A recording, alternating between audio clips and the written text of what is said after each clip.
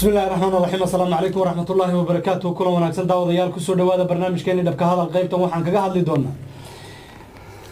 magaalada Jigjiga iyo magaalooyinka kale ee deegaanka Soomaalida oo maanta uu ka dhacay banaanbaxyo waaweyn oo ay isugu soo baxeen shacabka dawlad deegaanka Soomaalida waxaana banaanbaxyadan lagu taageeray sida la sheegay dagaalka ka socda waqooyiga wadanka Ethiopia ee u dhaxeeya kooxda TPLF iyo waliba dawladda dhexe ee Ethiopia dagaaladaasi oo dabcan ay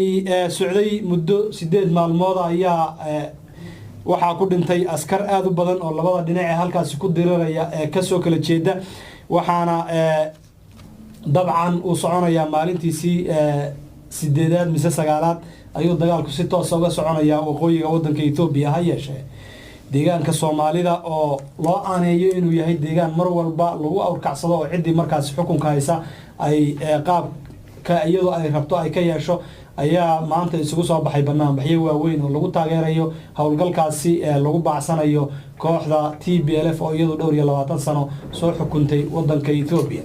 xalay ayaanu barnaamij dheer kaga hadalnay in banaanbaxaasi berri loo balansan yahay laba xisbina ay maaragtay wada qaban qaabinayaan ayeeshee banaanbixii waxaad moodaa in uu dhacay labadii xisbina ay ka qayb qaateen isla markaasina waxa magaalada Jigjiga garoonka Jigjiga Stadium isugu yimid dad aad u fara badan oo ka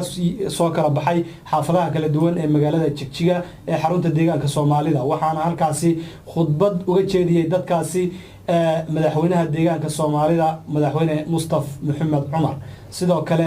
waxyaabaha la arkayay boorasha ay dadkaasi siteen ku qoraa waxa kamid ahaa waxaanu muruq iyo maal iyo dhiigba ku bixinaynaa midnimada Ethiopia oo aan u dhimanaynaa sidoo kale waxyaabaha la arkayay waxa kamid ahaa waxaanu doonaynaa in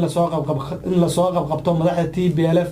waxa xusid mudan dadka madaxda TPLF oo dabcan boardkaasi lagu soo sawiray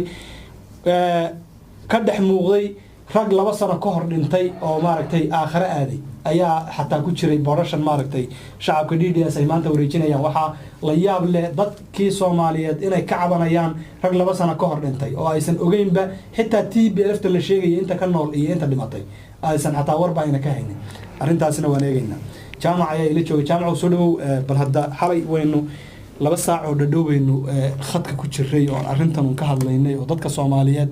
aan fikradahoodii dhageysanay oo si fiican khayr Allah siiya ay u wada hadleen intii de fursad heli weydana maaragtay aan filayno inay fikrad sida u wanaagsan ay lahaayeen banaanbixii inagoo saa uga hadalay hadana waa dhacay waa qabsoomay bal hadda ka waran qaabka banaanbixu dhacay waxyaabihii maaragtay la soo bandhigay soo dhaw بسم الله الرحمن الرحيم والسلام يا جودها بأمة الصوماليين ملك استوى يشوجان با أنت كذب وشجوا يوم ملك استوى ديان كمل عام أنت بدن مجالوين كديان كصومالي ده كل أنت كاميرا قبل يسي ولا مظاهرات يسفي عن ولي بقى وقوم هالعلني أنا هنا سيدنا كسر ولا عرفوا قريب استاجين ولا هذا يا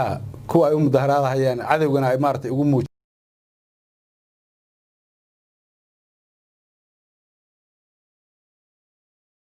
الجروة لقيت كنت ويا مقلت هاي هذا ليا شن صدنا ويدات هاي طبعا ما إيج داير كم بيبرنتاج هاي جوهرنا لا في المناي هاي جيرو قال هاي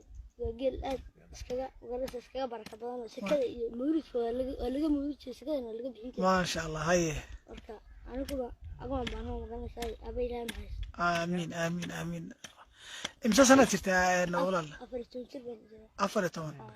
قيل ما عد كلو كل الرعاة شرب مسا عد كلمة هاي عد كلو إلى شعمت أنا بس كوت وكلجا ما شاء الله كور ما كنا لا يوكل شو ما دبنا دبنا جميع شغل بها ما كان ما وكتر قرنتي لقيت تطلع لقى جابيني قد كان ركب بعد هاي مروحة تجي واحد دبنا عمرنا هاي دور عليكم بهيك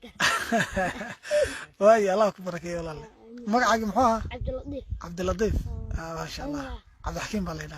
ما شاء الله ايوه البرشونات